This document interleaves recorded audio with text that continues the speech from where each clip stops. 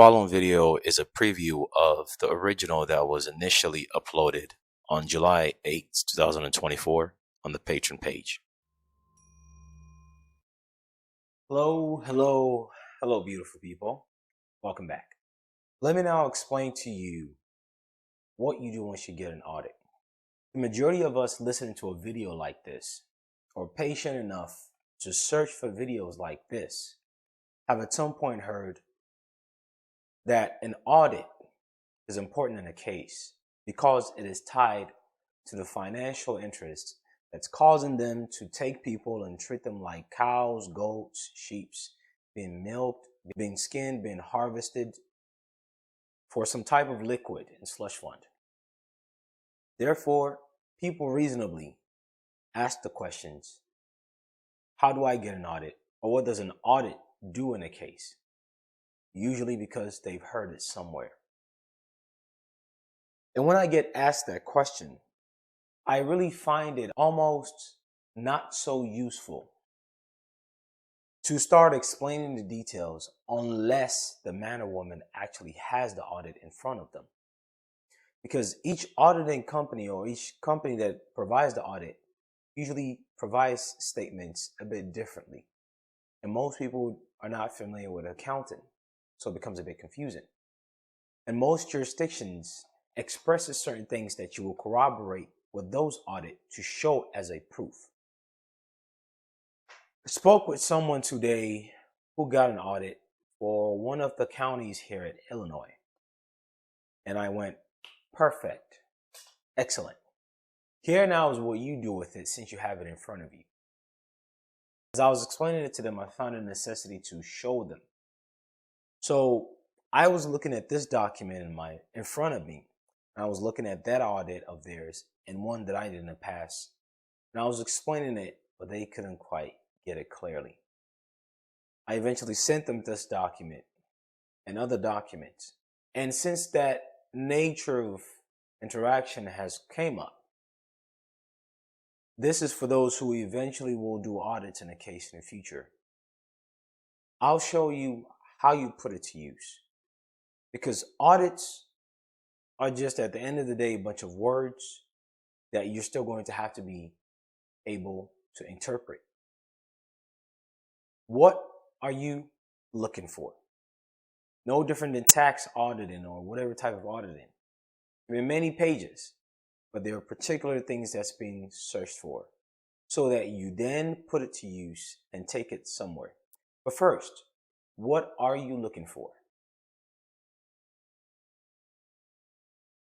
Each county expresses their financial interest differently. There are three types of financial interest documents you'll be looking at. One is something called the department's guide. This is where it differs. That causes me to not speak about it and explain these things to people when they ask, because your county, by the way, it's per county. I've yet to do an audit on a federal court level, although I know how to, but yet have I functionally done it. So I don't want to speak about that.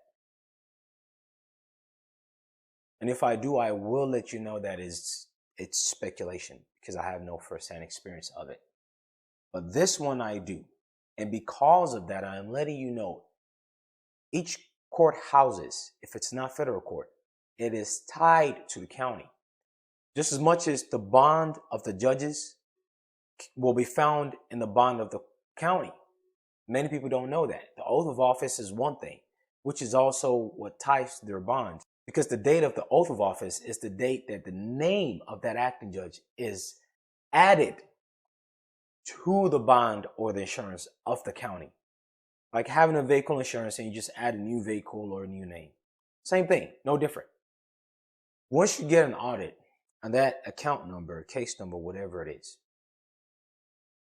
At Illinois, the majority of the counties have something called the department guide. The department guide is the second financial related instrument. Third financial related instrument is the UCC done on the case by the county themselves. First, again, the first financial related matter to any given case is the bond of the acting judge, which is tied to the county, because the county court is the venue and the county is the one that hires the acting judges. The county is also the one that hires the attorney's office, so much that the attorney's office has a department under the county itself. They call it the prosecutor's office. It is all very important for you to realize the role of the county. It is neither a coincidence. The county is also where the birth certificate was issued. People, these things seriously correlate. The first financial related document that's important is the bond of the county, which will have the name of the acting judge listed as part of the people insured. No different than you have an insurance company with a vehicle insured, then you add a new vehicle or a new name of anyone controlling the same vehicle or a different one. That's exactly how the counties do it with the acting judges. So get the county's bond information. There'll be a particular section with that particular name of the judge in it. And usually it would have the date the name of the judge was added. That date that the name of the acting judge was added to the county's bond or the county's insurance will always correlate to the same date that that oath of office of that acting judge was signed. That's why I have said in the past that their oath of office is the same thing as their bond. That many people know about, but really don't know how it correlates, what they're looking for or why they're looking for it. The second financial instrument for each counties, which is not uniform, that will be different when it comes to what they call it. At Illinois, the majority of the counties, except for the smaller ones with population of less than 1,000 or so, because they don't formally have their county courts. They just have municipal courts. Those municipal courts are really not held formally. It's more so as administrative as it comes. But the larger the county, the better, because the more requirement of disclosure according to state common law. Therefore, there's a certain type of bookkeeping whereby when they get grant, when there's an expense of a certain amount of money, either for employment or gain one way or the other, it would be disclosed. It has to be disclosed. And that is the paper trail that you will link to your audit. I'm explaining how you would be using all those words in those audit. In case it's not clear. Once you do get the audit for any given account, aka case number, it doesn't stand alone. It goes directly with any given type of memorandum release by the county when it comes to their expense and their income, one way or another. Some counties you will find in their comprehensive annual financial report. Other counties you will find it in something called the department guide. The most part is usually in the department guide. Department guide being the second financial related instrument, important and pertinent to a case audit.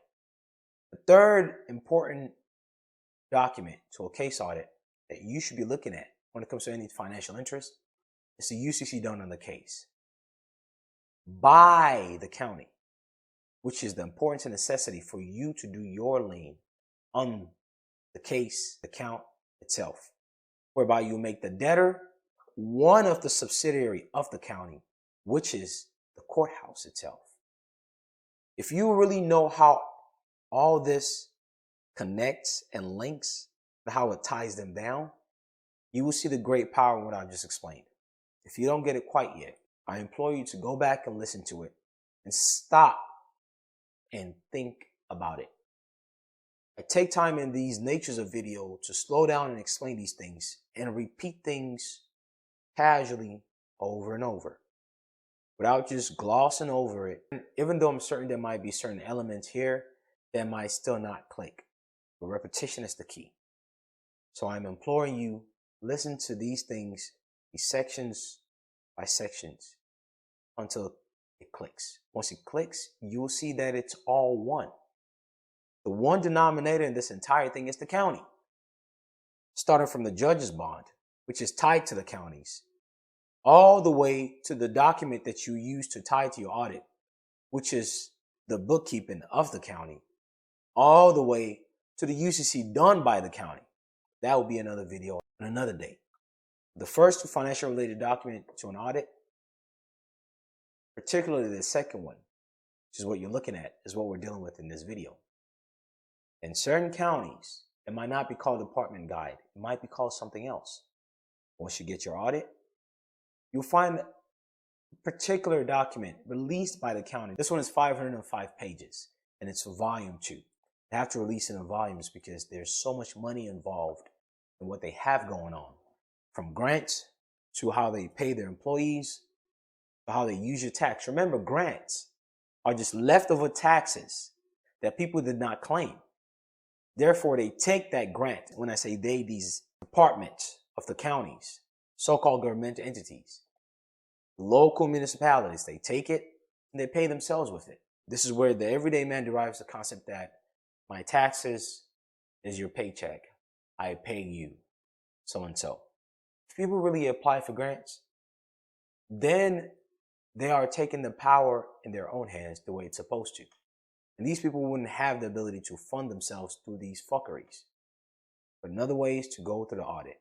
What you do with the audit, after corroborating it with certain information that's released by the county that is required for them to do so, is another thing we'll speak of.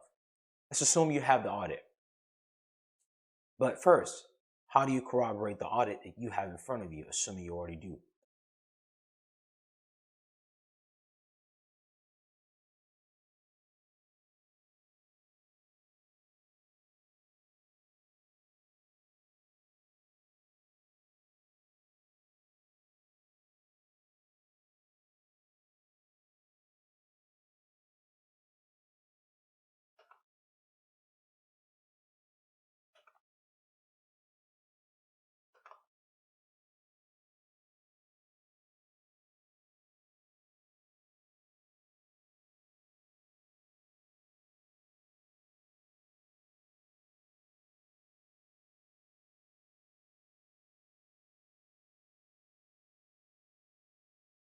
Find the disclosure documents for your respective county. It would have the different departments of the county: assessor, chief judge. Under it would be the different departments that it controls: social service, juvenile probation, public guardian, adult probation. Then it would have a section related to the clerk of court. Then it would have a section related to the clerk of the circuit court for that county: the office of the clerk, the operations bureau, the family, criminal, first municipal, suburban, blah, blah, blah. The different places that the circuit court clerk engages in their activity. And then it would have the board of commissioner, the county clerk, not the circuit court clerk, but the county. Then it would have a section dedicated to record of deed, the sheriff. If you begin to see any document that lists very pertinent roles of elected personnel and the core structures of government in it, like this, and it's related to finance, that's the document you're looking for. At Illinois, again, most of it's called department guides. The reason why when most people ask about audit, I don't go into it is because it's usually called different things. And it requires so much information that without visual aid, whoever you're telling over the phone verbally, it might just convolute it to them. So when people ask about audits, I just give them the general idea of what it does, and I just stop there. Well, here's a visual aid and a continuation of the usefulness of audits. So you have the audit, and then you have a document similar to this. In other words, the second thing you have to do once you have the audit is to find a document relating to what I've just explained. Once you get it, what you're concerned with is the chief judge and the clerk of the circuit court. Because the chief judge is the one who, as it says, is the chief over all the acting judges, including the one here in your case. And when you see the non-UCC that these courts as constructive trust do on each case, the chief judge is the first beneficiary.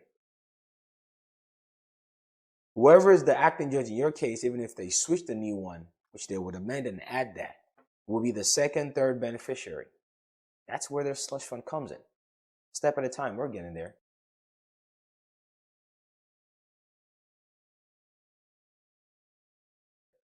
So what you will look for is the particular portion with the chief judge, which leads you to the public court system of the county and the clerk of the circuit court, because the clerk is the one who keeps the record of what even the judges are doing, whether you know about it or not, whether you can look it up online or not. These two sections, very, very important. What you will now do is find a portion that lists the expenditures, the appropriations, and the difference. These are now accounting terms. Chief Judge, summary of appropriation. When you look into financial dictionaries, appropriations wholly and solely, completely and strictly deals with money. Money, money.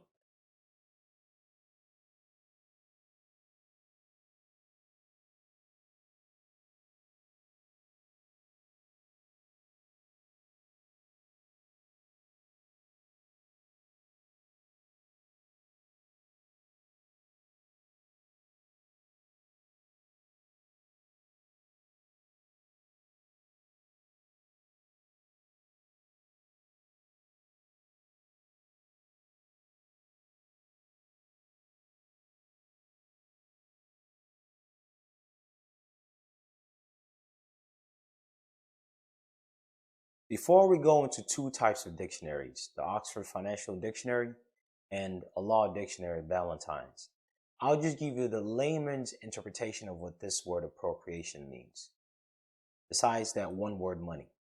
Appropriation in lay term is what people call cash out. When people tell you that they're cashing out, or whatever they make at the end of the day, they're running with a bag.